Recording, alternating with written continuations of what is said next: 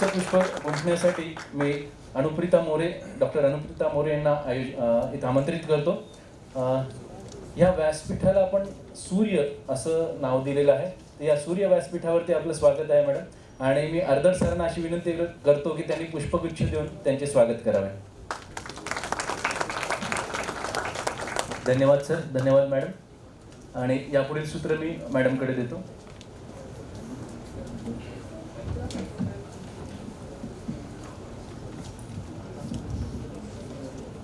धन्यवाद सर.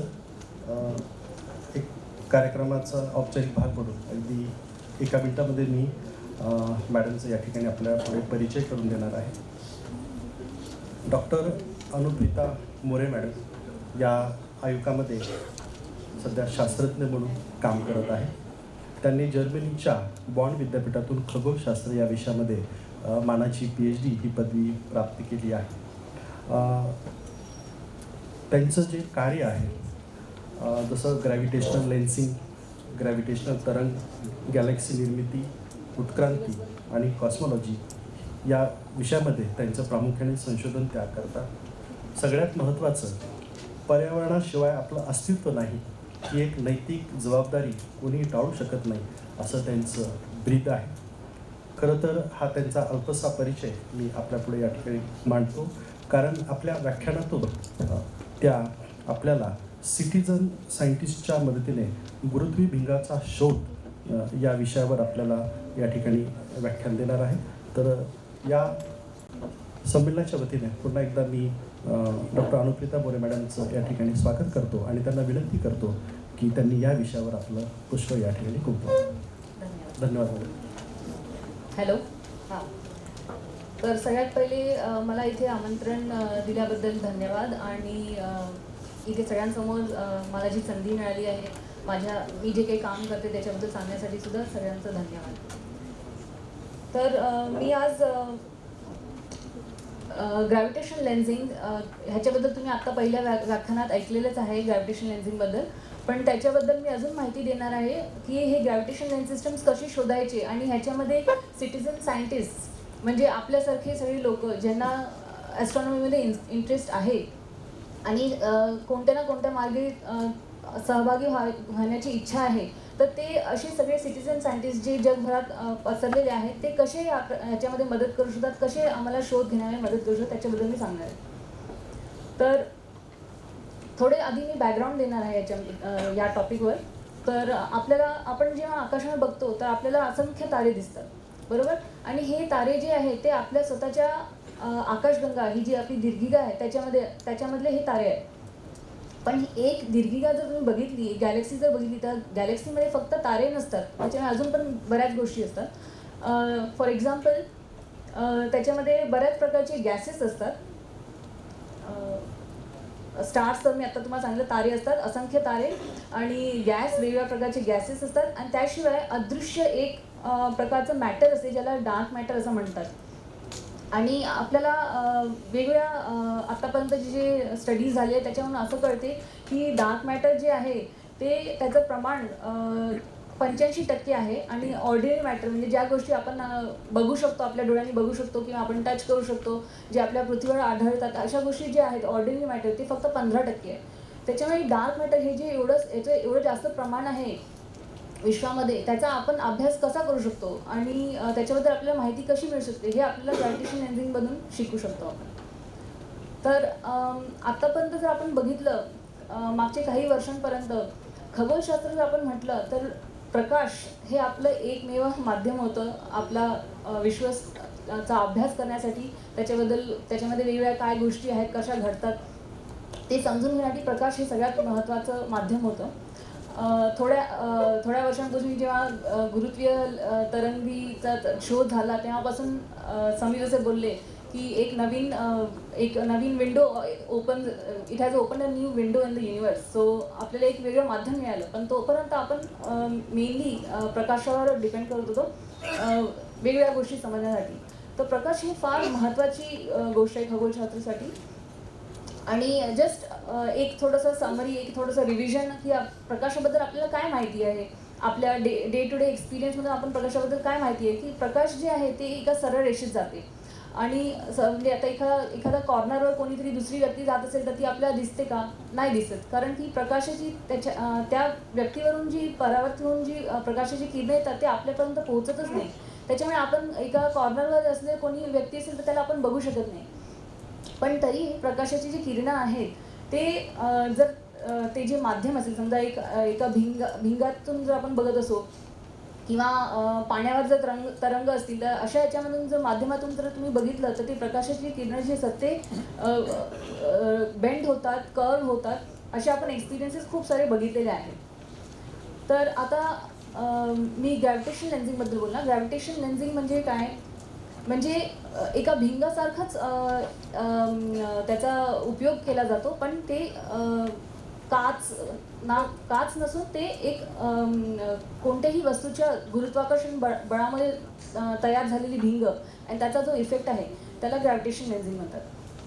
तर आपण हे पहिल्या व्याख्यानामध्ये ऐकलेच आहे टेंभावानीकडून की ग्रॅव्हिटेशन लेन्झिंग कसं होते, काय होते, पण मी थोडंसं आपल्याला थोडक्यात परत एकदा ही माहिती देणार आहे. तर आइन्स्टाईनने आपल्याला हे सांगितलेलं की कोणतीही वस्तू जर असेल तर त्याच्या वस्तुमानामुळे त्याच्या अवतीभोवतीचं जे स्पेस आहे, स्पेस टाईम जे आहे ते बेंड होते, कर्व होते आणि त्यामुळे त्याच्या जवळपासून जाणारा कोणत्याही प्रकाशाची किरणं जर असतील तर तेही त्यासारखे बेंड होतात आणि आपल्याला ते कर्व दिसतात, बेंड दिसतात. तर याला थोडक्यात काय म्हणायचं होतं की ग्रॅव्हिटी डिफ्लेक्ट्स लाईट. तर आता हे जरा तिथे काही लहान मुलं पण आहेत, त्याच्यामुळे त्यांना समजावं असं मी एक उदाहरण देते की आपल्या डे टू डे एक्सपिरियन्सने कसं होते की आता हा मोगली आहे, त्याला तो जर ह्या भालूच्या मागे जाऊन उभा राहिला तर काय होणार? आपल्याला मोगली दिसणार नाही, आपल्याला त्याची प्रतिमा दिसणार नाही, तो मागे जाऊन लपू शकतो. कारण की मोगलीवर आजूबाजूच्या समजा रूममधली किंवा त्याच्या जंगलामधले जे काही प्रकाश किरणं त्याच्या अंगावर पडत आहेत ते परावर्तित होऊन आपल्यापर्यंत पोहोचत नाही आहे, तो त्याच्यामुळे भालूच्या मागे जाऊन लपू शकतो. पण तर आपल्या एक्सपिरियन्स काय आहे की कोणत्याही गोष्टीच्या मागे जाऊन उभं राहिलं तर आपण लपू शकतो, मोठी जर गोष्ट समोर असेल तर, बरोबर. पण विश्वामध्ये काहीतरी वेगळं होते, हे आपल्याला आइन्स्टाईनने सांगितलं. आइन्स्टाईनने हे म्हटलं की हा जो भालू आहे त्याचं वजन जर एवढं जास्त झालं, त्याचं वस्तुमान जर एवढं जास्त झालं, एका दीर्घिके एवढं जास्त झालं, तर त्याच्या भोवतीचा जो स्पेस आहे त्याच्यामध्ये जी कर्वेचर तयार होणार, तर अशा सिच्युएशनमध्ये जर मोगली त्याच्या मागे जाऊन उभा राहिला कुठेही लाईनीमध्ये, त्या लाईनमध्ये दूर कुठेही जाऊन उभं राहिला तर तो लपू शकणार नाही. आणि असंही होते की लपण्याच्या ऐवजी त्याच्या एकापेक्षा जास्त प्रतिमा आपल्याला दिसून येतील. तर हा जो इफेक्ट आहे हा ग्रॅव्हिटेशन लेन्झिंग इफेक्ट आहे. हा आपण साध्या भिंगाचा जर आपण प्रयोग केला आणि कोणताही टॉर्च वगैरे वापरला तर आपण हे असे इफेक्ट्स आपण इथे पृथ्वीवर बघू शकतो. पण हे सेम इफेक्ट्स आपल्याला गुरुत्वाकर्षणामुळे दिसतात विश्वामध्ये. आणि ते का तयार होतात? तर वस्तुमान एवढं जास्त असते, दीर्घिकांचं वस्तुमान एवढं जास्त असते की त्याच्यामुळे इतकं बेंडिंग होते की असे एक प्रतिमा किंवा एकापेक्षा जास्त प्रतिमा आपल्याला दिसू शकतात. तर मोगली जर एका दीर्घिकेच्या मागे जाऊन लपण्याचा प्रयत्न करेल तर तो काही लपू शकणार नाही, ते शक्य नाही.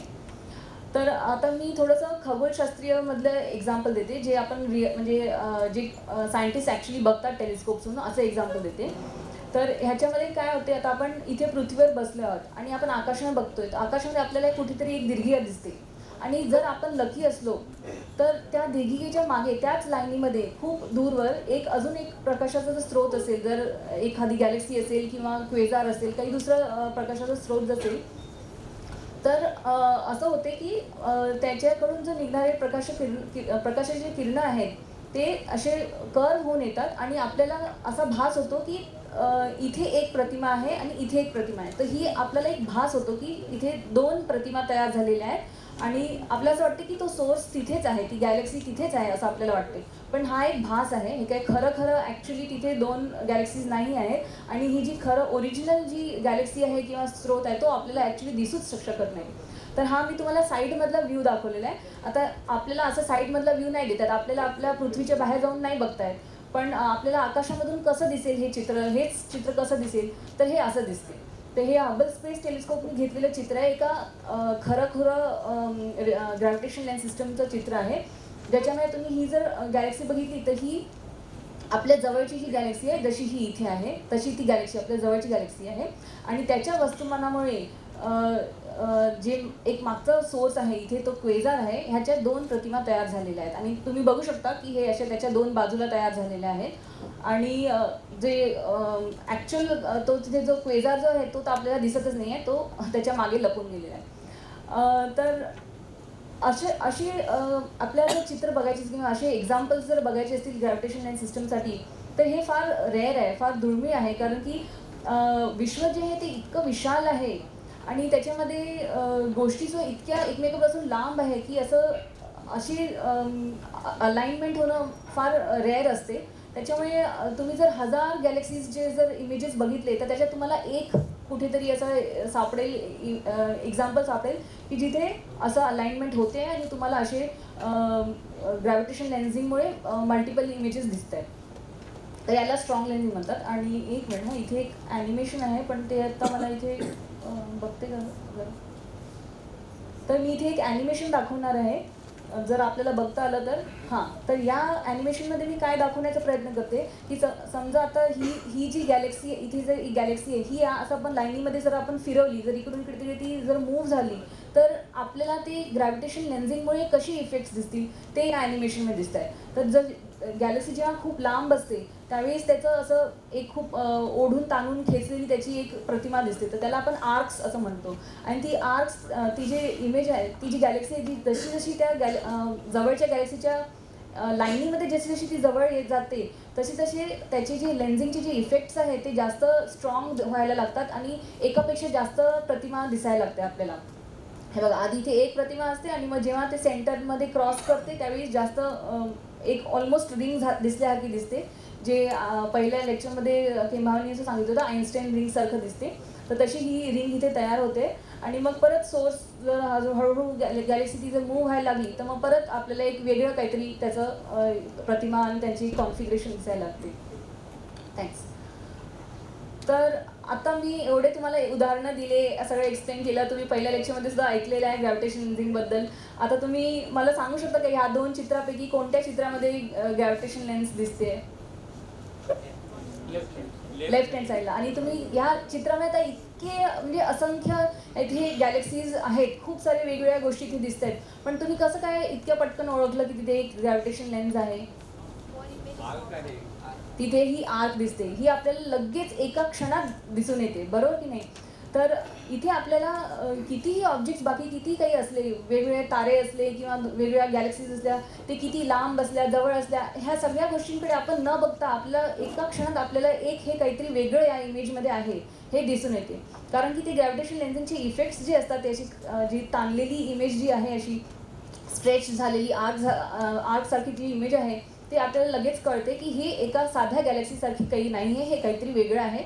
आणि त्याच्यामुळे आणि आपण अजून दुसरे ग्रॅव्हिटेशन लेन्झिंगचे उदाहरण बघितल्यामुळे आपल्याला लगेच कळते की ह्याच्यामध्ये आर्क आहे आणि हे म्हणजे लेन्झिंगचा इफेक्ट आहे.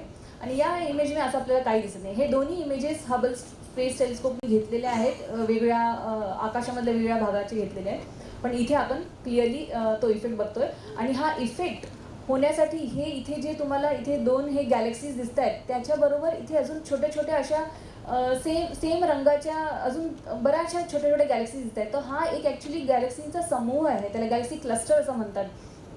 आणि जर हे नुसत्या ह्या इंडिव्हिज्युअल जर नुसते गॅलेक्सीज जर असता ना तर एवढा इफेक्ट त्याच्यात ॲक्च्युली तयार झाला नसता.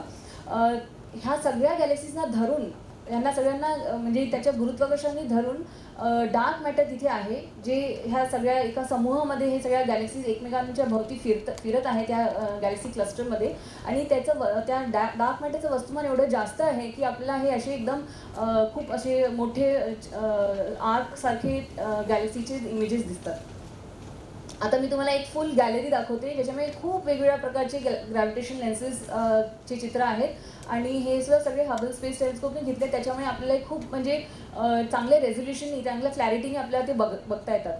तर इथे जे सेंटरमध्ये दाखवलेली आहे हे जे चित्र आहे हे सगळ्यात पहिलं उदाहरण आहे ग्रॅव्हिटेशन लेन्स सिस्टमचं, जे सायंटिस्टनी शोधून काढलं. आणि ऑब्व्हियसली जेव्हा हे सगळ्यात पहिल्यांदा त्यांना हा डेटा मिळाला, ते जेव्हा ते ॲनालाइज करतो त्यावेळेस त्यांना माहिती नव्हतं की हे काय आहे. त्याच्यामुळे ते समजणं की हे खरंच ग्रॅव्हिटेशन लेन्स सिस्टम आहे की काय आहे, ती जी प्रोसेस होती ती खूप जास्त म्हणजे लेंथी प्रोसेस होती. आणि आपल्याला कोणी असं म्हणजे रेडीमेड आन्सर देत नाही की हां हेच आहे म्हणून, राईट. संशोधनाचा भाग हाच आहे की आपल्याला उत्तरं माहिती नसतात आणि आपल्याला वेगवेगळ्या प्रकारे त्याचं उत्तर शोधून काढायचं असते.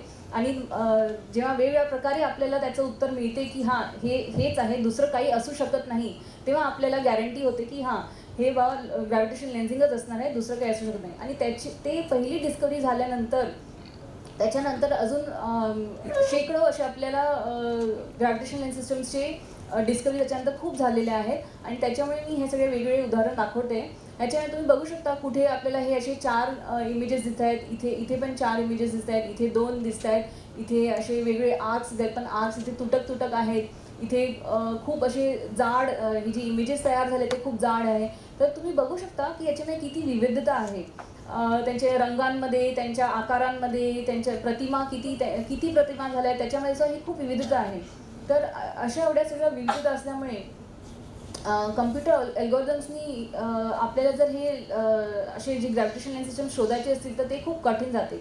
तर मी त्याच्याबद्दल तुम्हाला आत्ता सांगणार आहे, पण त्याच्या आधी मला अजून एक महत्त्वाची गोष्ट सांगायची आहे की आता आपण एवढे सगळे लेन्स सिस्टम समजा शोधले जरी असतील तर आपण त्याचं करायचं काय नेमकं. ते दिसायला खूप छान दिसतात, खूप इंटरेस्टिंग वाटतात, पण त्याचा फायदा काय. तर मी आता स्टार्टिंगमध्ये तुम्हाला जरा सांगितलं होतं की आपल्या विश्वामध्ये डार्क मॅटरचे प्रमाण खूप जास्त आहे. आणि डार्क मॅटर ह्या नावामध्येच डार्क हे आहे, त्याचा अर्थ हे की आपण त्याला प्रकाशाच्या माध्यमातून बघू नाही शकत, ते आपल्यासाठी अदृश्य आहे.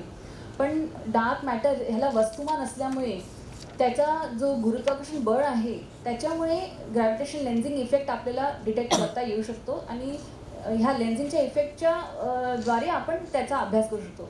तर त्याच्यामुळे जस्ट छोटंसं एक्सप्लेनेशन की आता समजा ही इथे ग्रॅव्हिटेशन लेन्स सिस्टम आहे आणि आपल्याला ही इथेचं रिंगसारखं स्ट्रक्चर तिथे दिसते आहे. तर ही जी रिंग आहे ती जर तुम्ही केअरफुली जर बघितलं इथे ॲक्च्युली इथे एक प्रतिमा आहे, इथे अजून थोड्या 1-2 प्रतिमा आहेत आणि इथे अजून एक प्रतिमा, असे मल्टिपल इमेजेस तिथे एका मागच्या गॅलेक्सीची तयार झालेले आहेत. आणि ते ह्या समोर आपल्या जवळच्या एका ही जी येल्लोइश रेडिश गॅलेक्सी दिसते त्याच्यामुळे झालेली आहे. तर ही जी ग्रॅव्हिटेशन लेन्झिंगची जी थिअरी आहे त्याच्यामधून आपल्याला हे कळते की ही जर रिंग जर छोटी असेल किंवा मोठी असेल ते कशावर डिपेंड करते. तर ह्या रिंगच्या आतमध्ये किती वस्तुमान आहे त्याच्यावर डिपेंड करते. तर जर आपल्याला एखादी खूप मोठी रिंग जर दिसली तर आपल्याला रफली एक अंदाज येऊन जातो की ह्याच्यामध्ये वस्तुमान खूप जास्त आहे, या गॅलेक्सीमध्ये किंवा गॅलेक्सी क्लस्टरमध्ये वस्तुमान खूप जास्त आहे. जर छोटी रिंग दिसेल तर याचा अर्थ वस्तुमान कमी आहे. पण हे सगळं अजून त्याचा ॲक्च्युली तुम्हाला ॲक्युरेट त्याचं जर कॅल्क्युलेशन करायचं असेल की याच्यामध्ये इथे आपल्याला खूप सारे तारे पण दिसत आहेत गॅलेक्सीमध्ये, पण ताऱ्यांचं सुद्धा काहीतरी वस्तुमान असेल, पण मग डार्क मॅटरचं वस्तुमान नेमकं किती असेल ते कॅल्क्युलेशन करायसाठी तुम्हाला अजून ऑब्झर्वेशन्स करावे लागतील, अजून त्याचा अभ्यास करावा लागेल. पण साधारण आपल्याला ह्या रिंगच्या साईज ह्याच्या आकारामधून आपल्याला अंदाज येऊ शकतो की याच्यामध्ये किती वस्तुमान आहे आणि ह्याच्याद्वारे आपल्याला डार्क मॅटरचा अभ्यास करता येऊ शकतो आणि केला जातो. म्हणजे आत्तापर्यंत जे इतके लेन्स सिस्टम्स शोधून काढले आहे त्याच्यामध्ये कितीतरी आपण ते सिस्टम्स वापरून डार्क मॅटरच्याबद्दल माहिती गोळा केलेली आहे. तर नुसती डार्क मॅटर म्हणजे किती त्याचं वस्तुमान आहे नुसतं तेवढंच नाही कळत आपल्याला कशा प्रकारचे प्रतिमा दिसत आहेत आणि किती त्याच्या प्रतिमा तयार होत आहेत आणि असे अजून बरेचसे ऑब्झर्वेशन्स त्याच्यामध्ये जर आपण बघितले तर त्याच्यावरून आपल्याला नुसतं टोटल किती मॅटर आहे नुसतं एवढंच नाही, पण ते मॅटर कसं डिस्ट्रीब्यूट केलेलं आहे त्या तेवढ्या जागेमध्ये ते मॅटर कसं डिस्ट्रीब्यूट आहे, ते खूप असं विरळ आहे की खूप कॉन्सन्ट्रेटेड आहे, असं अशासारख्या गोष्टींचा सुद्धा आपल्याला अभ्यास करता येतो. आणि अजून एक महत्त्वाचं लेन्झिंगचं ॲप्लिकेशन म्हटलं तर जसं आपण भिंगाचा वापर करतो काही पण झूम करण्यासाठी, म्हणजे आपल्याला नीट वाचता यावं किंवा आपल्याला लांबच्या गोष्टी नीट बघता यावं, तसेच ह्याच्यामध्ये लेन्झिंगमुळे हे जे खूप दूरवरच्या ज्या गॅलेक्सीज असतात त्यांचं मॅग्निफिकेशन होते, त्यांचं झूम झाल्यासारखं होते आणि आपल्या त्यांच्यामधले असे खूप सारे डिटेल्स दिसून येतात जे आपल्याला जर लेन्झिंग नसतं तर बघता नसते आले. तर त्याच्यामुळे खूप लेन्झिंगचा वापर असे खूप ज्या दूरवरच्या गॅलेक्सीज आहेत त्याचा डिटेलमध्ये अभ्यास करण्यासाठी वापरला जातो, लेन्झिंगचा वापर केला जातो. तर हां, मी आता आपण हे आता याचे ॲप्लिकेशन्स आपण ऐकले आहेत आणि इवन केंभावी सरांनी आपल्याला मायक्रो लेन्सिंगबद्दल सांगितलं होतं. त्याच्यामध्ये त्यांनी हे पण सांगितलं की आपण कसे दुसरे जे ग्रह आहे आपल्या स्वतःच्या दीर्घिकेमध्ये इतर जे सोलर इतर सिस्टम्स जे आहेत त्यांच्यामध्ये जे ग्रह आहेत त्यांचं पण आपण डिटेक्शन करू शकतो. तर लेन्सिंगचे खूप ॲप्लिकेशन्स आहेत. पण हे जे स्ट्रॉंग लेन्स सिस्टम्स आहेत ते शोधण्याचा हा जो प्रॉब्लेम आहे तो प्रॉब्लेमसुद्धा खूप महत्त्वाचा प्रॉब्लेम आहे की कशी शोधावे आणि त्याच्यामध्ये काय काय चॅलेंजेस आहेत ते आपण आता ऐकूया. तर मी मगाशी सांगत होती की लेन्स सिस्टम्स जे आहेत ते फार रेअर असतात, दुर्मिळ असतात. कारण की आपण आणि एक दीर्घिका आणि त्याच्यामागे अजून एक दीर्घिका हे सगळे अलाईन होणं हे फार एक रेअर पॉसिबिलिटी आहे. त्याच्यामुळे आपल्याला 1000 गॅलेक्सीज बघितले की मग आपल्याला एक गॅलेक्सी कुठेतरी सापडते की ज्याच्यामध्ये लेन्सिंगचे इफेक्ट्स दिसतात. तर हे खूप रेअर असल्यामुळे खूप डिफिकल्ट जाते. कारण की आपल्याला खूप साऱ्या पिक्चर्स, खूप सारे इमेजेस आहेत त्यांचं ॲनालिसिस करावं लागते so that we can find 1 or 2 lens systems. आणि त्याशिवाय दुसरा चॅलेंज हे असतो की आत्ता आपण ते जी गॅलरी बघितली त्याच्यामुळे आपल्याला दिसतं की किती त्याच्यामध्ये विविध पॅटर्न्स आणि शेप्स आणि कलर्स आणि सगळे असल्यामुळे एक कम्प्युटर अल्गोरिदम जो सगळ्या प्रकारचे लेन्स सिस्टम्स फाइंड करू शकतील असं अशक्य आहे. एक कम्प्युटर अल्गोरिदम तुम्ही कोणता पण लिहिला, तयार केला तर तो कोणत्याही तरी एका प्रकारचे लेन्स सिस्टम्स शोधू शकतो. पण मग दुसरे जे आहेत लेन्स सिस्टम्स ते म्हणजे डिस्कवर नाही होऊ शकणार त्या अशा अल्गोरिदम्समध्ये. त्याच्यामुळे आम्ही एक वेगळा मार्ग घेण्याचा विचार केला. कारण की ह्युमन बीइंग्स म्हणजे आपण मनुष्य जे आहे ते आपल्याला आपल्याकडे पॅटर्न्स हे सगळीकडे दिसतात. आपण पॅटर्न्स एकदम पटकन शोधू शकतो. एकदम जसं मी तुम्हाला मागे चित्र दाखवलं आणि तुम्हाला विचारलं कुठे आहे लेन्स, त्यावेळी तुम्ही पटकन मला सांगितलं की या डाव्याकडच्या चित्रामध्ये लेन्स दिसते. जरी तुम्हाला बाकी त्या पिक्चरमधलं बाकी काहीही माहिती नाही आहे, तुम्हाला हे नाही माहिती त्याच्यामुळे किती गॅलेक्सीज आहेत, ते किती जवळ आहे, किती जुन्या आहेत, किती यंग आहेत, बाकी काहीही तुम्हाला इन्फॉर्मेशन जरी नसली तरी तुम्हाला लेन्सिंगबद्दल थोडी माहिती जरी दिल्यानंतर तुम्ही इमिजिएटली तुम्ही ते ओळखू शकणार. तर आपल्याला पॅटर्न रिकग्निशन हे आपली ह्युमन बीइंग्सची स्किल आहे आणि आपल्याला पॅटर्न्स सगळीकडे दिसतात. आपल्या डे टू डे एक्सपिरियन्समध्ये कितीतरी असे गोष्टी असतात ज्याच्यामध्ये चेहरे जरी नसले तरी आपल्याला त्याच्यामध्ये चेहरे दिसून येतात. तर पॅटर्न्स ओळखणं, पॅटर्न्स एकदम अशा चित्रामध्ये ज्याच्यामध्ये खूप साऱ्या गोष्टी आहेत त्याच्यामध्ये एखादं काहीतरी निवडून काढणं असं जे आहे स्किल, ही जी कला आहे ती आपल्यामध्ये भरभरून आहे. आणि हेच सेम टास्क जे आहे ते कम्प्युटर अल्गोरिदम्सला खूप चॅलेंजिंग असते. तर त्याच्यामुळे आम्ही हा विचार केला की आम्ही सिटिझन सायंटिस्टची मदत घेणार ह्या प्रोजेक्टसाठी. आणि त्याच्यामुळे आम्ही स्पेस वॉक्स नावाचा प्रोजेक्ट लॉन्च केला 2013 साली. त्याचा मेन पर्पज हे होतं की सिटिझन सायंटिस्टची मदत घेऊन आम्ही नवीन लेन्स सिस्टम्स शोधून काढायची. आणि हा जो प्रोजेक्ट जो लॉन्च केला आम्ही हे 3 जणांनी मिळून केला, फील्ड मार्शल अपराजिता वर्मा आणि मी. आणि ती जी वेबसाईट आहे त्या वेबसाईटचं मी इथे इंटरफेस तुम्हाला दाखवते जरा. आता काही चेंजेस झाले त्याच्यामुळे एक्झॅक्टली असं नाही आहे पण फीचर्स मोरऑरलेस सेमच आहे त्याच्यामध्ये. तर ह्याच्यामध्ये इथे क्लासिफिकेशन इंटरफेस आहे. म्हणजे इथे या वेबसाईटवर तुम्ही गेल्यानंतर त्याचा जो मेन आपल्याला टास्क जो आहे ते आहे क्लासिफिकेशन करण्याचा. म्हणजे आपल्याला एखादी इमेज दाखवली जाते, मग आपल्याला त्याच्यावर वर्गीकरण करायचं की इथे आपल्याला लेन्स दिसते की नाही दिसत आहे. तर ही अशी क्लासिफिकेशन इंटरफेस आहे. तिथे बरेचसे फीचर्स अवेलेबल असतात. म्हणजे तुम्ही झूम करून बघू शकता, चित्राला तरी हलवून बघू शकतात, त्याचे थोडी कलरचे सेटिंग्स चेंज करून बघू शकतात. त्याशिवाय इथे एक गाईड पेज अवेलेबल असते ज्याच्यामध्ये खूप सारे उदाहरण दाखवलेले आहेत की साधारण ग्रॅव्हिटेशनल लेन्स सिस्टम्स कशी दिसतात, त्याच्यामुळे कोणत्या प्रकारचे फीचर्स देतात. आणि मग तुम्ही त्याच्यावर जर क्लिक केलं तर तुम्हाला त्याच्याबद्दल अजून अधिक माहिती मिळू शकते.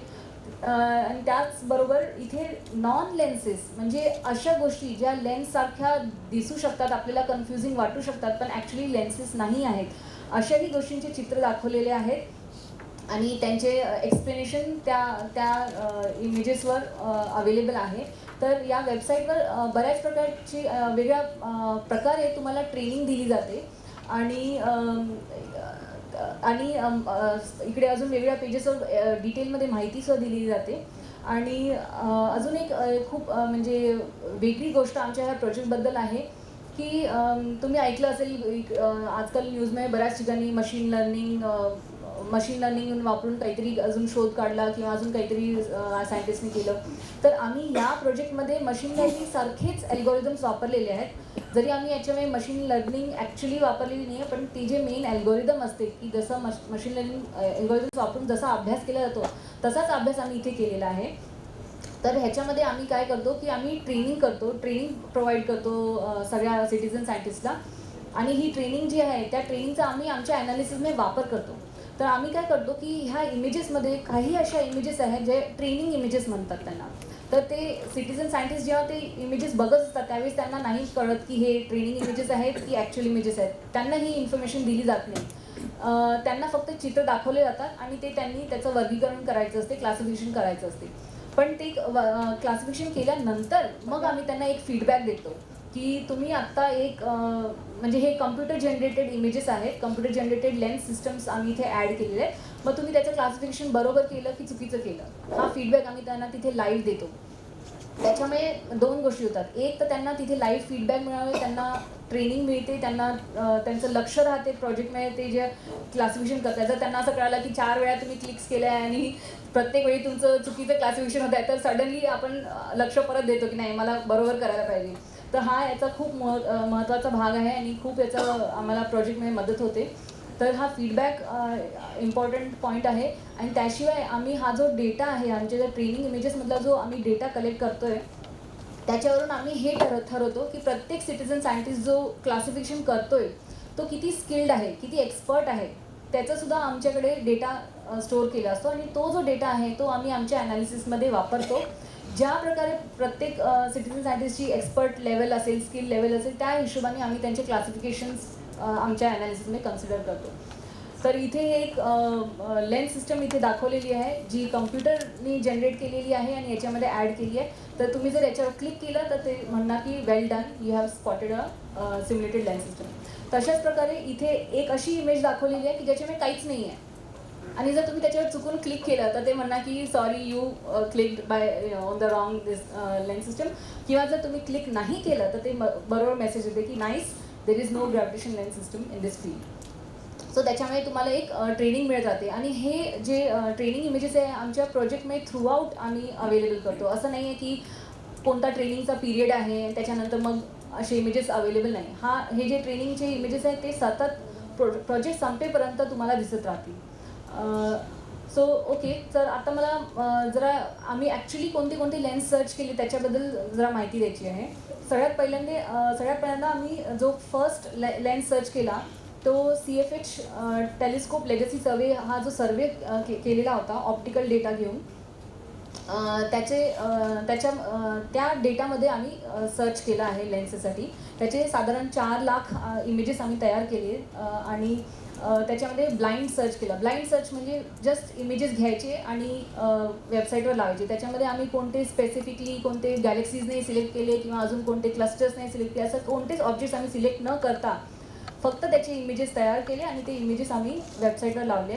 त्याला ब्लाइंड सर्च म्हणतात. आणि त्याचा एक ॲडव्हान्टेज हा होतो की परत म्हणजे आम्ही कोणतं सिलेक्शन न लावल्यामुळे आम्ही सिटिझन सायंटिस्टची जी स्किल आहे की त्यांची जी इमॅजिनेशन आहे आणि पॅटर्न शोधण्याची जी केपेबिलिटी आहे त्याचा आम्ही मॅक्सिमम फायदा घेऊ शकतो. आम्ही वेगवेगळ्या प्रकारचे लेन्स सिस्टम्स शोधू शकतो जे आमच्या कम्प्युटर अल्गोरिदम्स कधी ओळखू पण नाही शकत किंवा त्यांना माहितीच नसतील. असे लेन्स सिस्टम्स कधी ऐकले नसतील, बघितले नसतील, अशी लेन्स सिस्टमसुद्धा अशा मेथडनी आपण शोधू शकतो.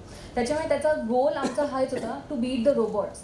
याचा अर्थ हे की ह्याच डेटावर आम्ही आधी ॲक्च्युली कम्प्युटर अल्गोरिदम्स रन केले होते आणि काही लेन्स सिस्टम शोधून काढलेले होते. पण आम्हाला हे माहिती होतं की हे अल्गोरिदम्स परफेक्ट नाही आहेत आणि ह्याच्यामध्ये बरेचसे लेन्स सिस्टम्स मिस झालेले असणार आहेत. त्याच्यामुळे आम्ही हा प्रोजेक्ट लॉन्च केला हे शोधण्यासाठी की असे कोणते लेन्स सिस्टम्स आहेत जे आपल्याला आत्तापर्यंत सापडलेले नाही आहेत आणि ते कसे दिसतात आणि ते का मिस झाले आहे अल्गोरिदम्समुळे. म्हणजे आपल्याला पुढे आपल्या अल्गोरिदम्सला तो अजून ट्रेन करता येईल किंवा त्यांना इम्प्रूव्ह करता येईल हे असे नवीन सिस्टम्स शोधून. आणि ह्याच्यासाठी आम्हाला सिटिझन सायंटिस्टचीच गरज होती. सो ह्या प्रोजेक्टमध्ये ते जे 4 लाख इमेजेस जे होते ते साधारण 7-8 महिन्यांपर्यंत तो प्रोजेक्ट होता आणि त्याच्यामुळे आम्हाला 37,000 सिटिझन सायंटिस्टचं कॉन्ट्रीब्युशन मिळालं. त्यांनी टोटल 1 कोटी क्लासिफिकेशन्स आम्हाला दिले आणि त्याच्यामधून आम्हाला साधारण 150च्या वर लेन्स सिस्टम सापडले. त्याच्यातले 100 लेन्स सिस्टम्स हे आधीच्या अल्गोरिदम्सने शोधून काढले होते आणि नियरली 60 लेन्स सिस्टम्स जे होते ते नवीन कम्प्लिटली न्यू, जे अल्गोरिदम्स कधीच डिटेक्ट करू शकले नाही असे लेन्स सिस्टम्स होते. तर इथे ही काही गॅलरी दाखवलेली आहे मी, ज्याच्यामध्ये हे नवीन लेन्स सिस्टम जे सापडले आहेत ते याच्यामध्ये दाखवलेले आहेत. बाकी जे अजून सायंटिफिक ॲनालिसिस आम्ही जे केलेलं आहे ते या पेपर्समध्ये इथे पब्लिश केलेलं आहे. एक दुसरा आम्ही सर्च त्याच्यानंतर जो केला होता तो थोडा छोट्या प्रमाणात, म्हणजे छोटा सर्वे होता आणि फक्त 3 दिवसासाठीचा प्रोजेक्ट होता तो. पण तो प्रोजेक्ट आम्ही लाईव्ह टेलिव्हिजन, UKच्या लाईव्ह टेलिव्हिजनमध्ये एक प्रोग्राम आहे BBC स्टार गेझिंग लाईव्ह, त्या प्रोग्राममध्ये हा आम्ही प्रोजेक्ट लाईव्ह रन केला होता. तर फक्त 3 दिवसासाठी होता. तिथे आम्ही 40,000 इमेजेस वेबसाईटवर अपलोड केलेले होते आणि हा प्रोजेक्ट एवढा पॉप्युलर झाला की ते अनाऊन्स केल्या साधारण 1 तासामध्ये आम्हाला 10 लाख क्लासिफिकेशन्स मिळाले. तर हा जो प्रोजेक्ट आहे, मी हे सांगायला विसरले आधी की हा जो मी स्पेसवॉक सिटिझन सायन्स प्रोजेक्ट जो तयार केलेला आहे ते झुनिवर्स हे जे ऑर्गनायझेशन आहे त्यांच्या मदतीने तयार केलेलं आहे. त्याच्यामध्ये जे बरंचसं टेक्निकल जे सेटअप आहे, वेबसाईटची जी हेल्प आहे, डेटाबेस मॅनेजमेंट, हे सगळं काही त्यांच्या मदतीने केलेलं आहे. तर ते झुनिवर्स हे जे आहेत, ही जी संस्था जी आहे ती स्पेसिफिकली सिटिझन सायन्स प्रोजेक्ट्सना सपोर्ट करण्यासाठीची संस्था आहे आणि त्यांनी बरेचसे साधारण म्हणजे 20-30 प्रोजेक्ट्स त्यावेळीच केलेले होते ज्यावेळेस आम्ही हा प्रोजेक्ट लॉन्च केलेला होता. तर ह्या एवढ्या सगळ्या प्रोजेक्ट्सपैकी आमचा प्रोजेक्ट इतका पॉप्युलर होता की त्यांचं म्हणजे सगळ्यात जास्त classification rate, record breaking classification rate आम्ही मिळवून दिलं होतं की 1 तासामध्ये 1 मिलियन एवढे क्लासिफिकेशन झाले होते आमच्या प्रोजेक्टमध्ये. आणि इथे हे विजिट्स दाखवलेले आहेत, म्हणजे साधारण 1 लाख विजिटर्स त्या वेबसाईट्सवर आलेले, 1 लाखपेक्षा जास्त त्या 2-3 दिवसांमध्ये. आणि अशा प्रोजेक्टनंतर आम्हाला बरेचसे लेन्स सिस्टम सापडले. त्यात हा जो 9IO9 म्हणून एक लेन्स सिस्टम आहे त्याचा शोध त्या 3 दिवसांमध्येच झाला आणि तेव्हाच ताबडतोब आम्ही जगभरातील काही टेलिस्कोप्स आहेत जसे सबमिलिमीटर आणि रेडिओ टेलिस्कोप्स मधून आम्ही डेटा घेतला या सिस्टमसाठी आणि त्याचा पुढे अजून ॲनालिसिस करून त्याच्यामध्ये ही जे इथे आता लाईट चालू केल्यामुळे दिसते की नाही माहीत नाही, पण इथे आता तुम्हाला जे आर्क दिसणार ते रेड कलरची दिसते, लाल आर्क दिसते.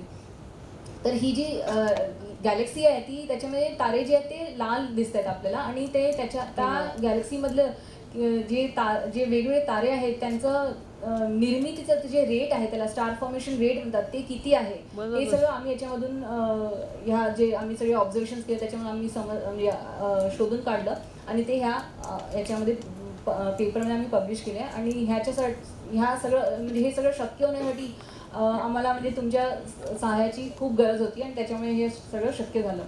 आता एक लास्ट प्रोजेक्ट जो आम्ही केलेला, सर्च केलेला, तो एक नवीन सर्वेकडून आम्ही डेटा घेतलेला, हायपर सुप्रीम कॅम्प सर्वे. हा जपानचा सर्वे आहे, जपाननी कंडक्ट केलेला, त्यांच्या सुबारू टेलिस्कोपमधून कंडक्ट केलेला सर्वे आहे. आणि हा जो प्रोजेक्ट आहे तो आम्ही परत एकदा आम्हाला एक अपॉर्च्युनिटी मिळाली की US मध्ये एक रेडिओ शो आहे NPR सायन्स शो म्हणून, तिथे आम्ही हा प्रोजेक्ट लॉन्च केलेला होता. आणि त्याच्यामध्ये आम्ही थोडेसे अजून परत चेंजेस केले आमच्या प्रोजेक्टमध्ये. तिथे आम्ही काय केलं की इथे हे जे लेन्स सिस्टमचे चित्र दिसतात ह्याच्यामध्ये ही जी गॅलेक्सी जी मध्ये असते, जी लेन्स म्हणून काम करते, ग्रॅव्हिटेशन लेन्स म्हणून काम करते, त्याचं जे लाईट आहे ते आम्ही सबट्रॅक्ट करून काढलं. त्याच्यामुळे काय होते की आपल्या ती जी आर्क जे आहे, आर्क म्हणजे लेन्झिंगमुळे आर्क जे तयार होते त्याचं चित्र आपल्याला जास्त क्लिअरली दिसून येते. तर त्याच्यामुळे इथे आम्ही हे असे दोन्ही प्रकारचे वेगळ्या कलर सेटिंग्समध्ये आणि ती जे लाईट आहे ते सबट्रॅक्ट केलेले किंवा बिना सबट्रॅक्ट केलेले असे सगळे चित्र दाखवले आहेत. म्हणजे ह्याच्यामुळे सिटिझन सायंटिस्टला जास्त व्यवस्थित शोधता येणार की इथे कुठे लेन्स सिस्टम्स आहेत की नाही. तुम्हाला जर आठवत असेल तर मी बोलली होती की ही जी रिंग आहे त्याची साईजवर डिपेंड करते की किती वस्तुमान आहे. तर जर वस्तुमान खूप कमी असेल तर ही रिंग ती खूप जवळ असते त्या गॅलेक्सीच्या, ही जी आपल्या मध्ये जी गॅलेक्सी असते त्याच्या खूप जवळ असते, तर कधी कधी ते आर्क्स आपल्याला दिसत नाही. तर त्याच्यामुळे हे जर त्याचा आपण लाईट सबट्रॅक्ट केला तर ती आर्क व्यवस्थित दिसून येते आणि त्याच्यामुळे तो फायदा होतो आपल्याला. खूप छोटे छोटे रिंग्स असलेले म्हणजे कमी वस्तुमान असलेले लेन्स सिस्टमसुद्धा शोधण्यामध्ये आपल्याला मदत होते. तर ह्या प्रोजेक्टमध्ये 3 लाख गॅलेक्सी इमेजेस आम्ही वापरले होते. त्याच्यामध्ये ट्रेनिंग इमेजेस साधारण 20,000 होते. ह्या प्रोजेक्टमध्ये 6,000 सिटिझन सायंटिस्टनी भाग घेतलेला आणि पहिल्या हा जो रेडिओ शो होता तो 1 वीकसाठीचा होता. त्यावेळेस आम्हाला 1 मिलियन म्हणजे 10 लाख क्लासिफिकेशन्स मिळून गेले होते पहिल्या आठवड्यामध्ये. त्याच्यानंतर तो प्रोजेक्ट कंटिन्यू होत गेला जोपर्यंत आम्ही हे सगळे इमेजेसचं क्लासिफिकेशन केलं नाही. आणि ह्या प्रोजेक्टमधून आम्हाला 150 साधारण न्यू लेन्स सिस्टम्स शोधायला मिळाले. तर याच्यामध्ये इथे जस्ट मी एक्झाम्पल्स दाखवले आहेत की वेगवेगळ्या प्रकारचे लेन्स सिस्टम्स जे आमच्या ॲनालिसिसमध्ये आम्ही एक्सपेक्ट नव्हतो करत असे आम्हाला इथे नवीन शोधायला मिळाले. इथे मला जस्ट एक थोडा ओव्हरव्ह्यू द्यायचा आहे की ही जी युनिव्हर्सची जी कम्युनिटी आहे सगळ्या सिटिझन सायंटिस्टची, आता तर त्यांच्या कम्युनिटीमध्ये 1 मिलियनपेक्षा जास्त व्हॉलंटियर्स मदत करतात. तर त्यांनी एक सर्वे केला होता हे समजण्यासाठी की हे जे एवढे सिटिझन सायंटिस्ट आहेत जे जगभरात आहेत आणि हे एवढ्या सगळ्या प्रोजेक्ट्समध्ये मदत करतात, त्याच्यामुळे नुसते खगोलशास्त्र नसते, म्हणजे त्याच्यामुळे दुसऱ्या एरियाजमध्ये सुद्धा काम करते, बायोलॉजीमध्ये, अजून आर्ट्समध्ये, हिस्ट्रीमध्ये असे त्यांचे सिटिझन सायन्स प्रोजेक्ट्स असतात. तर हे कोण लोक आहेत, त्यांचं बॅकग्राऊंड काय आहे आणि अजून अशी त्यांच्याबद्दल माहिती गोळा केली होती. तर त्याच्यामध्ये सगळ्यात पहिले इथे हे मॅप दाखवलं आहे, आपल्या वर्ल्डचा मॅप दाखवला आहे. इथे हे सगळे पॉईंट्स जे दाखवले आहेत ते हे लोक कुठून लॉग इन करत आहेत त्याची इन्फॉर्मेशन आहे. तर आपण बघू शकतो की मोस्टली US आणि युरोपमध्ये भरपूर लोक आहेत जे कॉन्ट्रीब्यूट करत आहेत आणि इथे इंडियामधूनच आहेत बरेचसे लोक, पण आपण ह्याचं कॉन्ट्रीब्युशन अजून वाढवू शकतो डेफिनेटली भरपूर. हां, सो तर आपल्याला बघता येते की कसं हे सगळं कॉन्ट्रीब्युशन आहे. जगभरातून लोक इथे कॉन्ट्रीब्यूट, इथे हवाईमधून आणि छोट्या छोट्या पार्ट्समधून लोक कॉन्ट्रीब्यूट करतात. आणि जर मेल फिमेल रेशिओ बघायला गेलं तर साधारण 40% फिमेल्स आणि 60% रफली मेल्स. आणि जर वयोगट आपण बघितलं तर इथे 18 एज ग्रुपपासून 70 एज ग्रुपच्या पलीकडे सगळ्या वयोगटातून लोक कॉन्ट्रीब्यूट करत आहेत. असं नाही आहे की फक्त यंग लोक करत आहेत किंवा फक्त म्हातारे करत आहेत किंवा असं काही नाही आहे. सगळीकडून सामान्य प्रकारे आपल्याला कॉन्ट्रीब्युशन मिळते. इथे हार्डेस्ट वर्किंग कंट्रीज म्हणून एक प्लॉट बनवला आहे, म्हणजे साधारण प्रत्येक देशामधून जो एक युजर आहे तो ॲव्हरेज किती वेळ त्याच्यामध्ये देतो. तर इथे आता मला नीट आकडा वाचता येत नाही आहे, साधारण 3 ते 4 तास इथपर्यंत आहे. आणि इंडियाचं मला वाटते अराउंड 2 आवर्स की असं काहीतरी आहे. तर तुम्ही बघू शकता की एक आपल्या दिवसातला किती वेळ युजर्स देतात आणि तरीही आपण एवढ्या म्हणजे अमेझिंग गोष्टी करू शकतो ह्या प्रोजेक्ट्समध्ये. कारण की आमचा प्रोजेक्ट हा एकच प्रोजेक्ट आहे, असे दुसरे अजून बरेचसे प्रोजेक्ट्स त्याच्यामध्ये लोकांचं कॉन्ट्रीब्युशन आहे. तर त्यांचा साधारण वेळ फक्त 2 तास त्यांच्या दिवसातला दिला जातो आणि तरी हे सगळं शक्य आहे.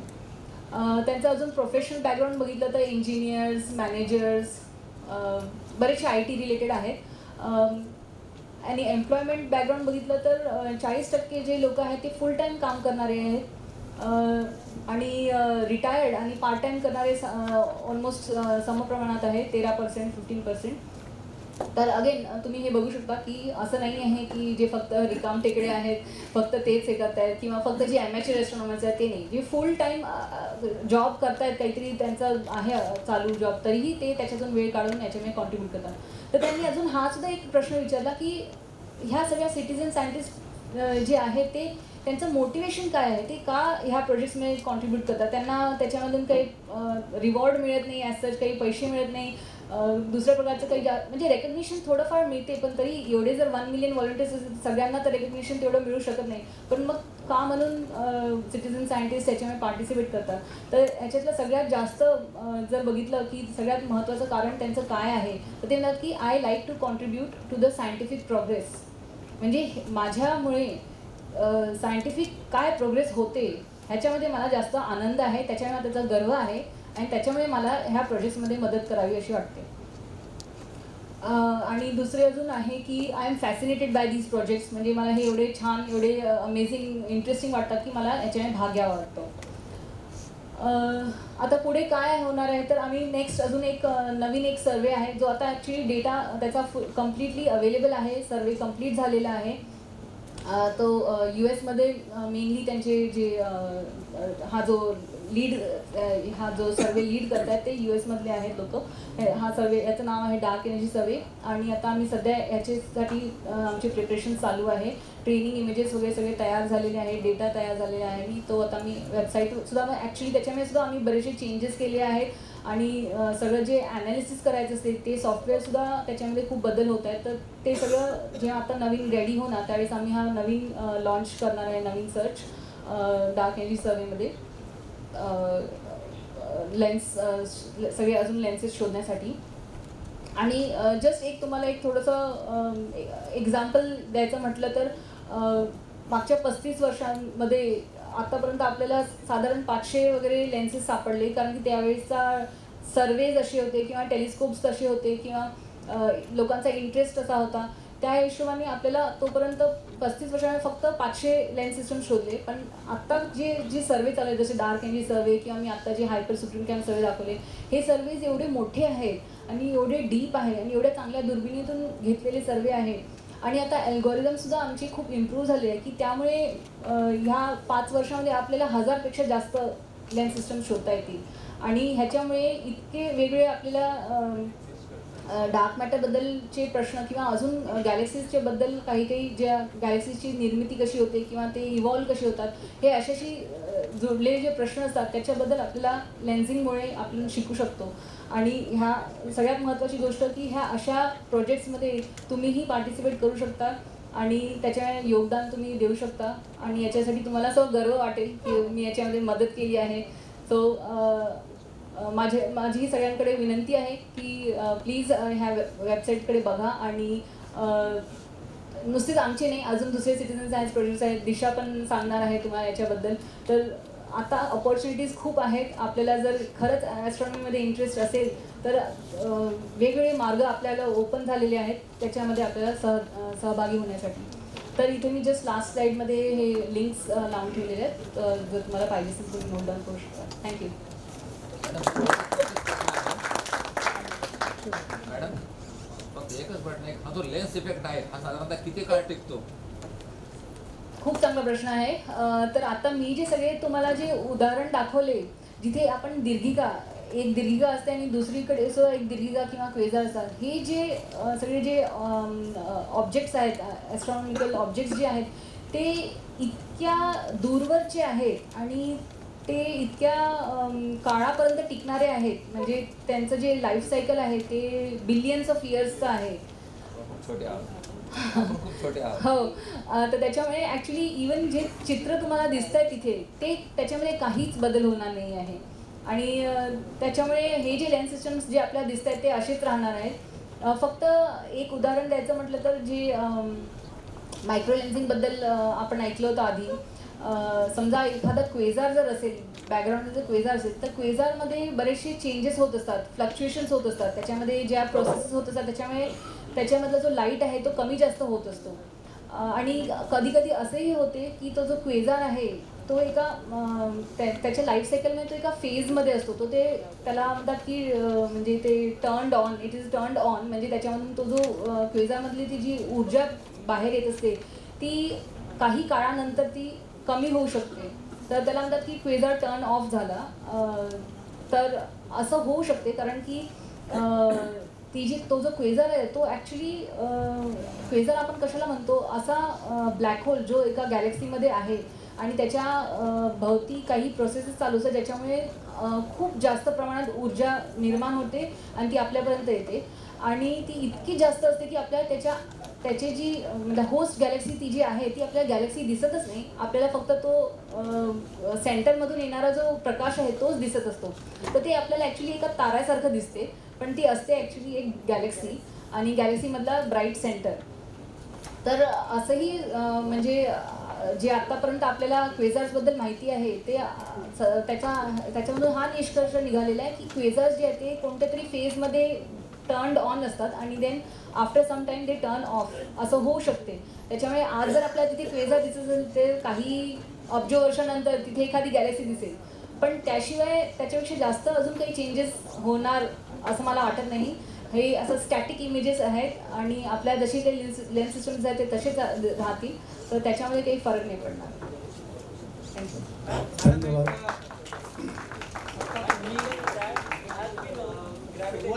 सॉरी, एक इथे प्रश्न विचारतात. सुरुवातीच्या ज्या इमेजेस दाखवल्या होत्या त्याच्यामध्ये जे ट्रेनिंग सेशनला ज्यावेळेस पार्टिसिपंट अनविक्युअर भाग देत असतो त्यावेळेस त्याला त्या हबलच्या इमेजेस तुम्ही दाखवल्या होत्या. पण जर समजा नुसतं टेस्टिंग करण्याकरता लॉंग एक्सपोजर कॅमेराच्या काही इमेजेस जशा कॅटलॉगमध्ये आपण पाहतो, नॉर्टनमध्ये पाहतो किंवा मेसिआरमध्येही पाहतो, तर त्या इमेज जर त्या दिल्या लॉंग एक्सपोजर कॅमेराच्या, त्याच्याशी तो कम्पेअर करताना कन्फ्यूज होतो का? तर हा सुद्धा एक खूप चांगला प्रश्न तुम्ही विचारलाय, पण मे बी थोडं कन्फ्युजन झालं असेल. मी आधी जे चित्र दाखवले ते, जी गॅलरी दाखवली होती ती हबल स्पेस टेलिस्कोपचेच इमेजेस होते. पण प्रत्येक प्रोजेक्टमध्ये जे आम्ही ट्रेनिंग इमेजेस वापरतो ते त्याच सर्वेमधले असतात. तर आम्ही कोणते वेगळे स्पेशल असे इमेजेस दाखवत नाही, कारण की जे कोणी सिटिझन सायंटिस्ट पार्टिसिपेट करतायत ते एखाद्या प्रोजेक्टमध्ये करतील, मे बी दुसऱ्या प्रोजेक्टमध्ये नाही करतील, आणि त्यांना वेगळ्या क्वालिटीचे इमेजेस जर आम्ही दाखवले तर त्यांच्या जी मेंटली एक जी आपल्याला अंडरस्टँडिंग तयार होते ती वेगळी होणार. त्याच्यामुळे आम्ही जे काही ट्रेनिंग मटेरियल वापरतो ते त्या पर्टिक्युलर सर्वेमधूनच तयार केलेलं असते. फक्त एवढंच की ते आम्ही स्वतःहून एक्सपर्ट्स जे असतात त्यांनी ते त्याच्यामधला एक सबसेट तयार करतो आम्ही, जो ट्रेनिंगसाठी वापरला जातो. म्हणजे त्याच सर्वेमधला काही डेटा आम्ही ट्रेनिंगसाठी रिझर्व करतो. त्याच्यामुळे जो कोणी पार्टिसिपेट करणार तो पहिल्यांदा करो किंवा एक्सपर्ट असो कसंही असो, त्याला फक्त त्याच क्वालिटीचे इमेजेस दिसणार. आणि ते क्वालिटीचे इमेजेस असे असतात ॲक्च्युली की तुम्ही नाही सांगू शकत की हे ट्रेनिंग आहे की काय आहे. त्याच्यामुळे ते तुम्ही जस्ट क्लासिफिकेशन करत जाणार. फक्त कोणत्या कोणत्या इमेजेसवर तुम्हाला फीडबॅक मिळणार की ही इमेज ट्रेनिंगची होती, याच्यामध्ये खरंच लेन्स सिस्टम आहे की नाही आहे. त्याच्यामुळे कोणालाही, आम्हालाही सुद्धा, आम्ही जरी बघितलं तरी आम्हाला ते साधी इमेजेसच दिसणार. त्याच्यामुळे आपण काहीच फरक सांगू शकत नाही. धन्यवाद मॅडम. खरं तर खूप प्रश्न आपल्याला आहेत. लंच ब्रेकमध्ये आपण प्रश्न विचारावेत, चर्चा करावी. Because we are running very late by 20 minutes. खरं तर आज या ठिकाणी या व्याख्यानामध्ये डॉक्टर अनुप्रिता मोरे मॅडमनी सिटिझन सायंटिस्टच्या मदतीने गुरुत्व भिंगाचा शोध या विषयावर आपलं अभ्यासपूर्ण मार्गदर्शन या ठिकाणी केलं आहे. खरं तर गुरुत्वी भिंग म्हणजे काय हे आपल्याला या ठिकाणी सांगितलं. त्यानंतर त्याचे उपयोग काय होऊ शकतात, फायदे काय असू शकतात अभ्यासासाठी, संशोधनासाठी. त्यानंतर त्यांनी जे राबवलेले निरनिराळे प्रोजेक्ट आहेत त्याबद्दलही आपल्याला सविस्तर अशी माहिती दिली. आणि सगळ्यात महत्त्वाचं म्हणजे या प्रोजेक्टमध्ये आपण कसा सहभाग नोंदवू शकतो याबद्दलही त्यांनी माहिती दिली. खरं तर एक खगोल अभ्यासक म्हणून आपल्या सर्वांना वाटतं की कोणत्याही प्रकारे आपलंही काहीतरी कॉन्ट्रीब्युशन, आपलाही सहभाग संशोधनात म्हणा किंवा काही अशा ॲक्टिव्हिटीमध्ये असावा. तर हे एक खूप चांगलं माध्यम या ठिकाणी आहे की त्या माध्यमातून आपण यामध्ये आपला सहभाग नोंदवू शकतो. विशेष म्हणजे इथे वयोगटाची अट नाही आहे. अगदी मॅडमनी सांगितलं तसं 18 वर्षापासून अगदी अबोव 70पर्यंत आपण वयोगटातील व्यक्ती कोणत्याही क्षेत्रातली, असं काही नाही की ते अध्यापन क्षेत्रातले असतील किंवा सायंटिस्टच असतील. तर एक सर्वसामान्य नागरिकसुद्धा, आणि पुन्हा त्याला लोकेशनचं किंवा एरिया, राज्य, देश असंही काही त्याच्यामध्ये नाही आहे. तशा वेगवेगळ्या प्रोजेक्टमध्ये आपण मोठ्या प्रमाणात सहभागी होऊ शकता. खरंच पुन्हा एकदा मी डॉक्टर अनुप्रिता मोरे मॅडमचं या संमेलनाच्या निमित्तानं संयोजन